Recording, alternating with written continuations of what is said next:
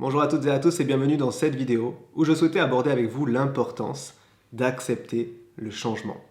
Si vous ne me connaissez pas et que vous me découvrez à travers cette vidéo, je m'appelle Dylan Decheny et j'apporte mon aide à celles et ceux qui souhaitent créer de l'amélioration dans leur vie et dans leur qualité de vie, quel que soit le domaine, quelle que soit la sphère, parce que je travaille dans une dimension holistique. Je suis également formateur pour exercer les métiers de coach et thérapeute holistique. Maintenant, pour en revenir à cette notion justement de changement, on ressent qu'il est nécessaire lorsqu'il y a une forme de mal-être qui s'installe. Souvent, ça peut s'apparenter à une sensation de lourdeur. Les choses sont pesantes, on n'a plus la même énergie et on a réellement des difficultés à faire perdurer une situation.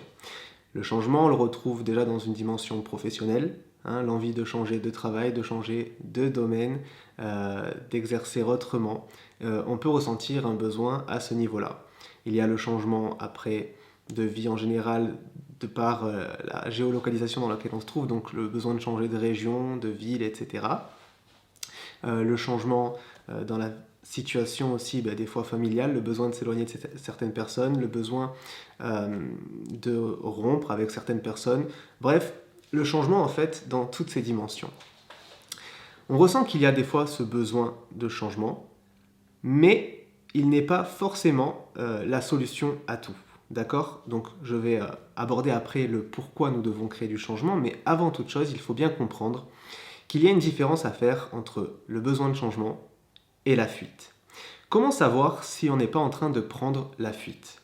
D'accord? Et d'éviter le problème, d'éviter de régler les choses, eh bien c'est tout simplement quand on n'a pas réussi à créer d'abord de l'amélioration. Lorsque l'on ressent qu'on a un besoin de changement, la base est de définir les pourquoi nous avons besoin de ce changement. D'accord? Si réellement le pourquoi est fondé, parce que ce changement sera synonyme d'une évolution ou que sais-je, éventuellement, là, on va se dire c'est ok. Si on ne sait pas réellement trouver les pourquoi, c'est potentiellement parce que ça nous permettrait de fuir. Donc, pour éviter en fait de se créer des difficultés, des complications, des tracas divers et une atmosphère anxiogène liée au changement, la base c'est d'abord de se dire est-ce que je peux créer de l'amélioration pour ne plus rendre ce changement nécessaire? Par exemple, si c'est dans le couple, chercher à créer de l'amélioration. Si c'est au niveau familial, venir créer de la communication pour faire en sorte que potentiellement le relationnel tend à s'améliorer. Si c'est au niveau professionnel, la même chose. Peu importe la source de la problématique qui nous pousse à vouloir ce changement, est-ce que l'on va pouvoir créer de l'amélioration?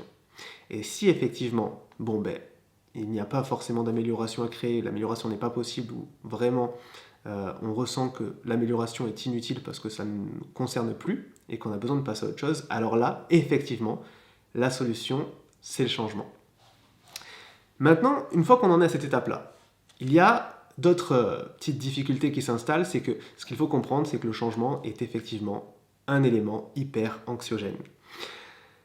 Si l'on veut, dès qu'on parle de changement, on parle éventuellement de sortie de zone de confort. On sort de notre petit cocon, de notre petit nid, de notre petite zone d'habitude, et on tend à aller sur un terrain qui est inconnu, potentiellement inconnu, ou tout du moins nous avons moins de maîtrise.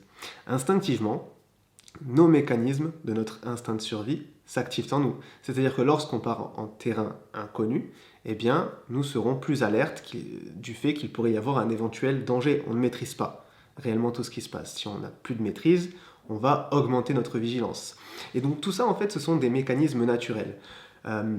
Cette vigilance tend à faire monter un niveau d'anxiété en nous, parce qu'il y a la notion de peur qui est derrière. S'il peut y avoir un danger, alors je dois avoir de la peur. Parce que je vais avoir de la peur, je vais être potentiellement plus réactif. Et comme je suis dans la peur, eh bien je vais créer de l'anxiété. Donc voilà, c'est toute une atmosphère qui s'installe et qui tend à rendre le changement compliqué, qui tend à rendre le changement inconfortable. C'est important d'avoir conscience de ça pour ne plus activer les leviers de sabotage liés au changement et dramatiser la situation. Ok, je sors de ma zone de confort, donc je vais me retrouver dans l'inconfort. Cet inconfort a pour conséquence ces manifestations en moi qui sont liées à des mécanismes naturels.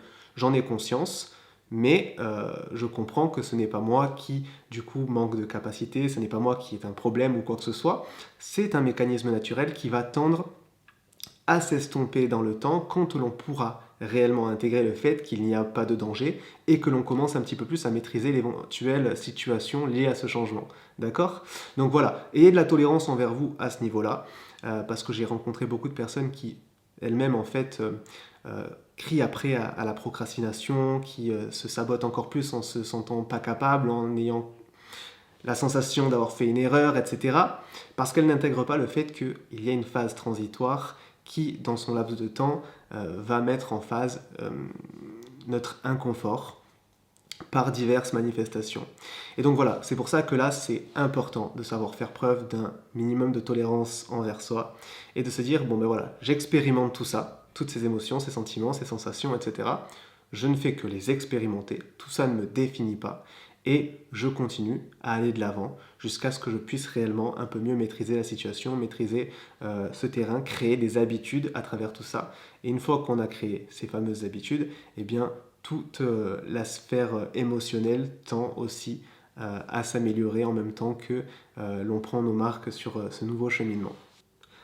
Maintenant, si l'on reprend le sujet direct de cette vidéo qui est celui d'accepter le changement.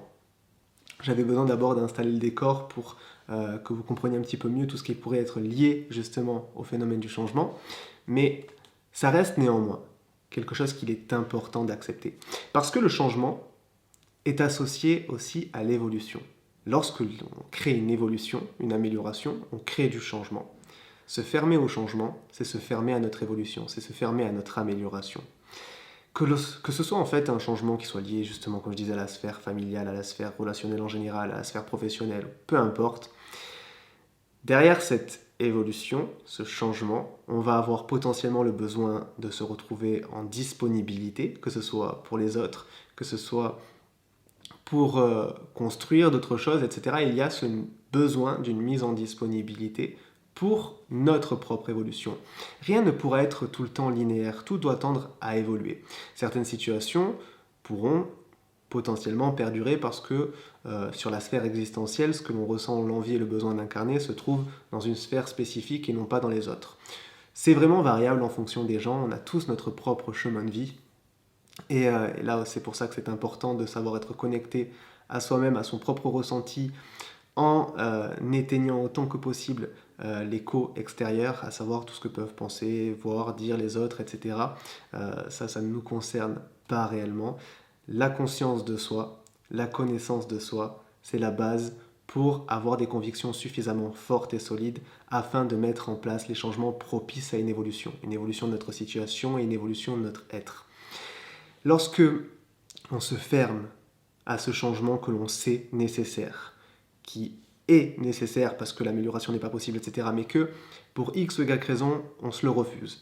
Par exemple, on va se refuser le changement parce qu'on ne va pas se sentir légitime d'exercer autre chose. On ne va pas se sentir suffisamment compétent, compétente par rapport à d'autres personnes. On risquerait d'être moqué par des gens, par nos proches, on risquerait d'être critiqué, on va écouter les mises en garde des autres, on va essayer de convenir et satisfaire les autres parce que c'est ce que l'on attend de nous. Vous voyez, ce sont tant de facteurs qui font que l'on va potentiellement se refuser le changement.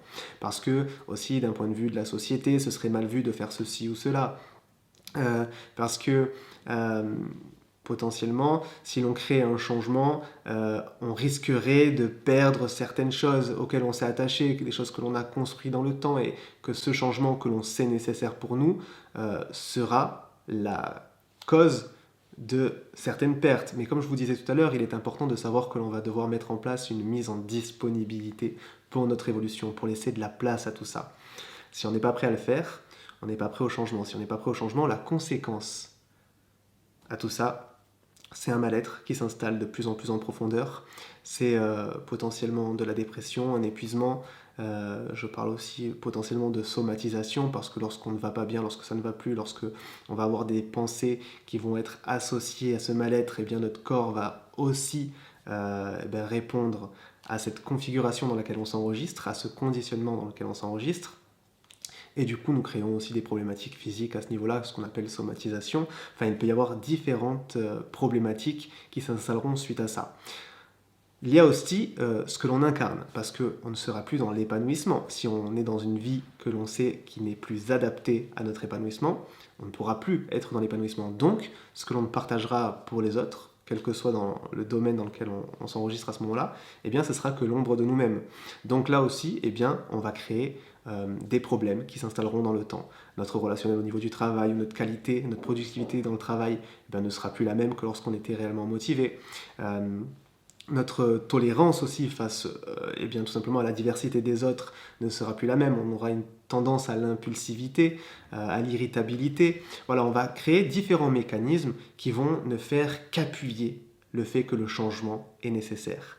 Et ça, c'est incontrôlable. Ça vient vraiment du plus profond de nous, on ne peut plus contrôler tout ça. C'est pour ça que on ne peut pas vraiment porter de jugement sur certaines réactions, des fois pour certaines personnes, parce qu'il n'y a là souvent que des conséquences en fait, à une forme de mal-être qui n'est pas encore travaillée, qui n'a pas encore réellement transmuté vers là où la personne doit aller et doit tendre. Ce ne sont que des indicateurs.